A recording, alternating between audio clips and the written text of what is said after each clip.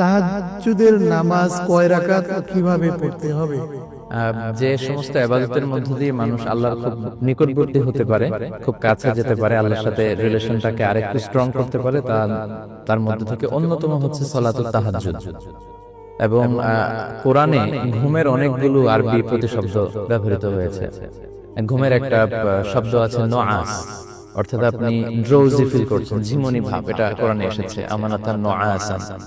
তারপর আপনার power nap যে আমরা নেই, শর্ট স্লিপ, হালকা একটু করে ঘুমাই, চোখ বন্ধ ঘুমও হচ্ছে, আবার আশেপাশে কে কথা বলছে সেটাও শোনা যাচ্ছে, এটাকে আরবিতে বলে সিনা। এটা আল্লাহ কোরআনে বলেছেন। আর সিম্পল ঘুমকে বলা হচ্ছে নাওম। এই দুটাকে এক আয়াতে আল্লাহ বলেছেন যে লা তাখুযুহু সিনাতু ওয়ালা নাওম। আল্লাহর তন্দ্রাও আসে না, আল্লাহর ঘুমও আসে না। তো ঘুমের সবচেয়ে গভীর যে পার্টটা, ওটাকে আরবিতে বলে হুজুদ, অর্থাৎ শেষ রাতের ঘুমটা, যখন কাঁথা বা কম্বল টেনে টেনে ঘুমোতে খুব ভালো লাগে, তো ওই ঘুমটাকে আরবিতে বলে হুজুদ। তো ওই হুজুদের ঘুমকে স্যাক্রিফাইস করে যে সালাত অফার করা হয়, ওইটাকে বলে সালাতুল হুজুদ বা সালাতুত তাহাজ্জুদ। এজন্য আল্লাহ তাআলা সালাতুত তাহাজ্জুদ যারা অফার করেন, আদায় করেন, তাদেরকে খুব পছন্দ করেন এবং তাদের মর্যাদাও আল্লাহ বাড়িয়ে দেন।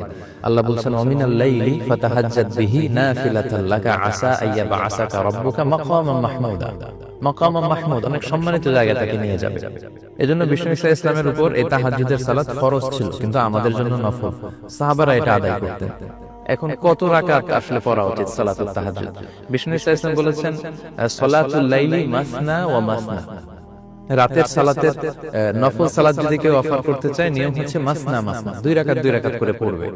তিনি যেমন এটা বলেছেন, তার আমল দিয়ে সেটা করেও গিয়েছেন। তিনি সবসময় সালাতুত তাহাজ্জুদ দুই রাকাত করে পড়তেন।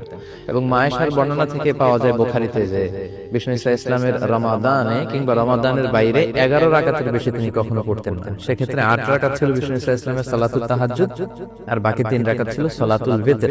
তিনি সর্বশেষে বিতরের সালাত পড়তেন। বিষ্ণু বলেছেন এই যে আলু আখিরা সালাতিকুম ফিল লাইলি বিতরা, রাতের শেষ সালাতটা যেন বিতরের সালাত হয়। তো এই হাদিস থেকে বোঝা যায় যে আপনি দুই রাকাত করে পড়বেন। বিশ্বনবী সাল্লাল্লাহু আলাইহি ওয়াসাল্লাম 8 রাকাত পড়তেন। যদি সুযোগ হয় আপনি 8 রাকাত পড়বেন, আপনি চাইলে 8 রাকাতের কম কিংবা বেশিও পড়তে পারেন। রমাদানে এটা আমাদের একটা বড় সুযোগ, যেহেতু সাহারি খাওয়ার জন্য আমাদের ওঠা লাগবেই। এবং অনেকে যেটা করে, জিজ্ঞেস করে যে হুজুর সাহারি না খেলে কি রোজা হবে না? হ্যাঁ, রোজা হবে, কিন্তু আপনি সাহারি মিস করবেন না। কারণ বিষ্ণু বলেছেন তাসাহারু ফা ইন্না ফিস সাহুরি বারাকা, তোমরা সাহুর খাও, এই সাহুরের ভিতরে, সাহারির ভিতরে বরকত রয়েছে। এজন্য সামান্য কিছু হলেও আপনি সাহারি খাবেন।